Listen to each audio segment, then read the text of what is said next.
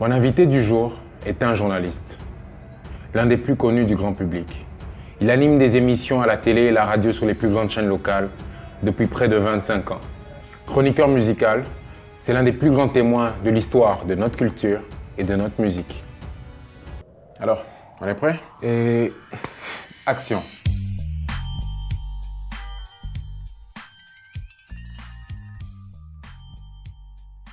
J'ai lu un article il y a quelques années qui décrivait le ndombolo et la musique wenge comme la musique qui a fait danser l'Afrique pendant plus de 10 ans. Et ça m'a frappé, j'ai jamais oublié, ça fait 4 ou 5 ans que j'ai lu ça. Ça m'a rappelé à quel point notre musique et notre culture était si grande, ça a eu une apogée si glorieuse. Mais aujourd'hui, on a oublié qui on est. Alors c'est important qu'on se souvienne qui on est. C'est intéressant de savoir d'où ils sont venus. Donc en repartant à la base, à la jeunesse de notre musique, et de savoir maintenant qu'est-ce qu'ils ont légué réellement. Qu'est-ce que tu peux nous ramener un peu rapidement dans l'histoire de la musique congolaise? Tu vois, la musique congolaise, notre musique, il y a notre chère rumba, la fameuse rumba. Bon, il ne faut pas oublier, il y a le vieux Wendo Kolossoy qui était déjà en 1949, c'est le premier à être entré en studio. En 1949, donc on est déjà pratiquement à plus de 10 ans avant l'indépendance. Donc il était déjà dans le flow. Puis il y avait le Lucie Yenga, il y avait Paul Kamba, il y avait Bukassa, je ne sais plus comment il s'appelle encore, là, qui chantait Honoré Mokengele. Avec l'avènement des années 60, il y a eu un changement avec la musique qu'a bel et bien porté le Grand Calais. Ça, tout le monde le sait, le Grand Calais qui est venu avec sa musique. En fait, le Grand Calais, lui, c'était vraiment le précurseur même qui a amené un nouveau son à cette époque-là. C'est vraiment tout changé. Avec lui, tout a changé. Il est venu d'où, lui? Est-ce qu'il a été encadré par un de ces vieux-là? Ou c'est des mouvements révolutionnaires, entre guillemets? Oui, en quelque sorte, c'est des mouvements révolutionnaires. C'est-à-dire, c'est l'époque où il y avait ici, au Congo, il y avait en Afrique, la musique cubaine qui passait par-ci, par-là et tout. Il y avait Wendo qui avait déjà sa guitare qui était très présente dans sa musique. Et puis, il y a eu un autre qui est beaucoup plus jeune que les Wendo. Il y a eu le docteur Nico Kassandai Wamikalai, avec son frère Deschaux, et il y avait leur cousin Tino Barroza. C'était des guitaristes alors, oh là là, incroyable. Eux maintenant ils ont changé cette guitare-là. Ils l'ont mélangée à la dose ils ont fait cette rumba, donc ils ont amené cette rumba congolaise, mais qui avait toujours cette touche cubaine. Et c'est comme ça que pour beaucoup des chansons de Calais, il y a des Espagnols dedans. D'où est venue cette influence du Cuba qui est à l'autre bout du monde? En fait, c'est venu, évidemment, il ne faut pas oublier qu'à l'époque, il y avait la colonisation. Ces Blancs, si je peux les appeler comme ça, Bamindele, comme même ils aimaient les appeler, eux, c'est la musique qu'ils écoutaient. Okay. La musique du moment. Il y avait en Europe, il y avait le rock, il y avait le rock, en même temps, il y avait la musique cubaine. Ça remplissait les boîtes, c'était ça qui dansait. Alors, lui, c'était quelqu'un qui fréquentait les Blancs, le Grand Calais, c'était un intellectuel. Il a adopté cette musique qui avait ce public blanc. Mais en tant qu'Africain, il y avait cette touche-là. Et c'est comme ça que, un peu plus tard, tu vois, quand il y a eu le courant de Luambo Makiadi, ceux-là, eux, ils avaient la musique des Noirs, si je puis dire. Donc, voilà, c'était deux mondes différents. Il y avait le Grand Calais, lui, c'était la classe, le nœud papillon, c'était raffiné et tout. Mais Luambo, lui, c'était un peu le Yankee. Voilà, il est venu avec son style Odemba. Le docteur Nico est venu avec sa guitare qui était magnifique. Parmi leurs fanatiques, ils avaient leur petit, si je puis dire, entre guillemets, qui était Rochereau Taboulé. C'est lui qui a chanté la fameuse chanson Kelly, parmi une de ses premières chansons qui était magnifique. Et de là, avec le temps, il y a eu les styles qui ont changé. Il y a eu Odemba avec OK Jazz, Luambo Makiadi. Makiadi, son style Odemba, de Luambo Makiadi évidemment, qui a travaillé avec Lutumba qui est entré en 61, qui a maintenant 80 ans, Lutumba. Et puis, après cela, on a un autre courant beaucoup plus jeune, qui n'a rien à voir ni avec OK Jazz, et surtout pas avec le Grand Calais, et encore moins avec Wendo. C'était l'avènement en 1969 de Zaïko. Ça va faire 50 ans que Zaïko existe, avec Yajoussar qui est présent jusqu'aujourd'hui dans Zaïko, avec Papa Wemba qui avait été amené par Lita Bembo. C'est Lita Bembo qui a présenté Papa Wemba à Deve Mwanda, et puis là ils ont trouvé Manouakou qui était déjà là et tout. La sauce a pris, puis ça a été succès là. Eux, qu'est-ce qu'ils ont fait? Ils ont retiré tout ce qui est la partie cuivre. Ils ont pris la guitare et la batterie. Ils ont simplement doublé la vitesse. Là où c'était tam, tim, tam, tam, eux c'était tam, tam, taga, tam, tam, tam, tam, tam, taga. Là où c'était ton, ton, ton, ton, ton, ton, ton, ton, eux c'était tan, tan, tan, tan, tan, tan, tan, tan, tan, tan, tan, tan, tan, tan, tan. Maintenant associé avec la batterie. Mais c'est venu d'où cette influence? Est-ce que c'est une influence encore extérieure? Un style extérieur? Parce que tu parles de 69, on n'est pas loin de Ali Foreman, ça veut dire des mouvements peut-être de jazz, des mouvements comme les James Brown à l'époque. Tu as la réponse, c'est venu parce que c'est une époque où il y avait, aux États-Unis, il y avait deux grandes stars de l'époque. Il y avait une grande star blanche, une grande star noire. Et les deux, il y avait un, c'était James Brown, comme tu as dit. Et puis, il y avait un autre, c'était Elvis Presley, avec le rock and roll. Et là, le rock était à l'apogée. Okay. Ah oui, oui, oui, oui, le rock and roll, c'est, tu vas sur la piste, là, tu transpires. Pourquoi c'est plus parti vers le rock and roll? Parce que je te rappelle que nous sommes dans une période, on n'est pas loin de l'indépendance. Il y avait encore des blancs ici. Les blancs qui étaient restés ici, ce n'était plus la musique humaine, mais c'était le rock and roll. Alors il fallait quelque chose qui s'apparente aussi à ça. Et puis qu'est-ce qu'il fallait? Bon, le rock and roll, il n'y a pas. On n'a pas le sax, on n'a pas la partie cuivre. Alors eux aussi, ils ont retiré le cuivre, ils ont changé la vitesse. Et c'est pour ça aussi, c'est pas par hasard que lui-même, Papa Wemba à l'époque, son premier nom, ça a été Jules Presley. Ça venait de Elvis Presley. L'influence est venue de là. Et ça a donné le Ngwasuma. Le Seben qu'on appelait plus tard Ngwasuma, mais bon, c'est le Seben. Maintenant, fin des années 60, début des années 70, qu'est-ce qui s'est passé quand Zaïko est arrivé? C'est un peu ce qu'on a vécu à l'avènement de Wenge. Là, je parle du grand Wenge original. Parce qu'une révolution culturelle. Voilà, exactement ça. Ça changeait, c'était différent. Maintenant, en fait, il y avait la musique des papas et la musique des jeunes. Par exemple, quelqu'un comme les Yajosar et tout, ils n'avaient pas 20 ans. Ils n'avaient pas 20 ans quand ils ont commencé ce mouvement. Tu t'imagines? C'était des gamins. Tu vois, ils ont amené, c'était un vent nouveau. Tout était nouveau, tout beau. Et puis, il y avait la danse, il y avait aussi le look. C'était différent, c'était la liberté, c'était la folie, c'était autre chose, quoi. Donc les jeunes se reconnaissaient dans cette musique-là. Ça a été de succès en succès, de succès en succès, de succès en succès. Avec ce rythme-là de Seben. Le Seben, alors, tout est racé sur le passage. Donc on arrive en 74, Ali Foreman, c'est Zaïko qui règne. Alors en 74, qu'est-ce qui se passe? Il y a Zaïko, le groupe Zaïko était déjà, comment dirais-je, bien pignon sur rue. Et aussi, attention, OK Jazz était très fort. Tabouley, avec son groupe aussi, Afrique International, était très fort. Abeti Masikini, faut pas l'oublier celle-là, elle était très puissante. Sans oublier, il y avait une qui s'appelait aussi Verkis Kamwangana. Est-ce qu'on peut te dire, j'ai envie parce que tu as cité des noms aussi importants que les Rochero, que les Zaïko, que OK Jazz, les Abeti Masikini. Est-ce qu'on peut te dire que c'est la plus belle génération, la plus belle époque de notre musique? La question que tu as posée, elle est dure, tu sais répondre. Je ne parle même pas de toute la période avant. Je ne parle pas des Wendo, je ne parle pas de la génération du Grand Kali, je parle vraiment de la naissance de Zaïko, des Rochero, de cette, je veux dire les 20 ans, les 20 ans entre 1900... Après l'indépendance. Oui. Jusqu'à, disons, 80, si je peux dire. Oui, jusqu'à 80. Oui, jusqu'à 80, oui, c'est ça. Que, en termes de richesse, en termes d'avancée dans la musique, en termes de liberté d'expression. Là, sans hésiter, je peux te dire oui.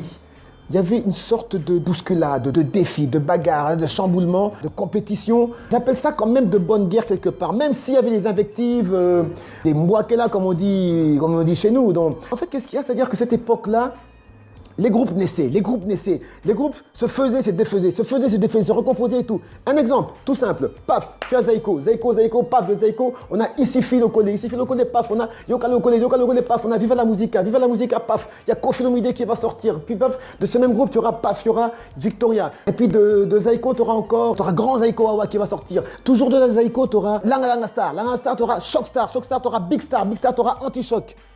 Tu vois, paf, ça sortait, ça jaillissait, ça venait. Et puis il y avait aussi Big Star avec Defao, fallait être fort. Et puis par année, tu pouvais voir un groupe qui sortait 2 albums. T'as un album qui sort en janvier, pas en janvier, vous arrivez vers la fin de l'année, vers octobre, novembre, bouf.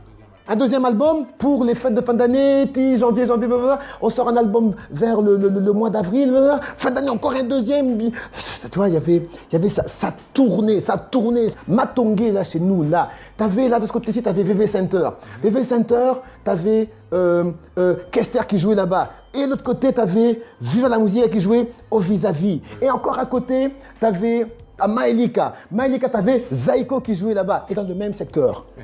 Au fond, il y a eu une compétition, c'est vrai, mais une compétition qui a construit tout le monde, qui a permis à tout le monde de travailler dur pour être la meilleure version d'eux-mêmes.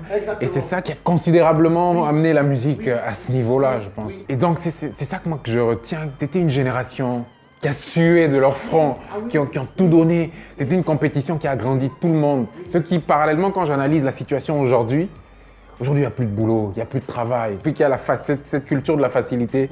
Alors que ça, j'ai l'impression que ça a été une génération de bosseurs absolument. Tu vois, quand il y a eu l'avènement de Victoria Eleison, bah c'est arrivé comme ça. Écoute, tu vois, on était là en 82 et puis il y a Papa Wemba qui était entre l'Europe ici et tout. Et puis, il y a un beau jour, paf, en 1982, Victoria Eleison. Mais quand Victoria Eleison a apparu, mon cher Danny, je te dis que Kinshasa était divisé en deux. Pia!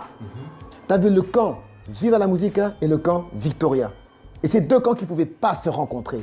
Et puis, Papa Wemba a dû se reconstituer, d'où on a vu l'avènement des Redi Amissi, de Stino Mobi, il y a eu Marai Marai qui a continué, il y a eu Lijo Kwempa, Lucia de Mingongo, donc il y a eu toute une nouvelle génération qui est venue maintenant refaire Viva la Musica. Lui, Kester, qui était parti pratiquement avec toute une grosse partie de l'équipe, il est parti avec tout le monde, il est parti avec Bipoli Lafoulou, il est parti avec Debaba, il est parti avec Tofa Kitoko, il est parti avec Wikilo, il est parti avec Jolie Moubiala. Et ça a été un succès énorme. Il faut savoir qu'entre 93 et 94, il a encore eu un départ en masse. Les Fanfans de Molokai, Bongo Wende, Lijo Kwempa, puis encore d'autres, ils sont partis, ils ont fait nouvelle génération. Mais la même époque qu'eux ont fait nouvelle génération, lui a fait émotion.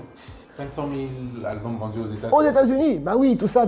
En 1981, il y a d'abord eu ce fameux groupe, les 7 patrons. Langa Star. Les 7 patrons, bah quoi rouge, baillé, c'était ça leur cri. Et ça, c'était un mélange de Viva et Zaiko. Là, on avait Voloko, un artiste, oh là là, hors pair alors, qui a fait la pluie de beau temps dans Zaiko. Et puis, tu avais Juna Janana, le père de Maître Gims, il y avait Bozi Boziana, il y avait qui encore? Il y avait les deux jumeaux, il y avait Djengaka qui s'engagne espérant, et puis Dindo Yogo. Puis il y avait Jomali, il y avait Tchakou Tchakou. Eux, ils formaient les 7 patrons. À la batterie, il y avait Petit Cachet et puis encore d'autres comme ça. Il y a eu les 7 patrons avec la danse Weke Weke. Quelques temps après, on a vu un autre qui est venu d'Europe aussi. C'est Koffi Olomide, là qui est encore en carrière solo. Koffi Olomide qui est venu avec ses albums dans Le Petit Frère Jésus, Kiki Wing. Il y a eu ces chansons qui ont eu un grand succès aussi. La scène musicale était très occupée. Maintenant, qu'est-ce qui a provoqué ou comment Wenge arrive?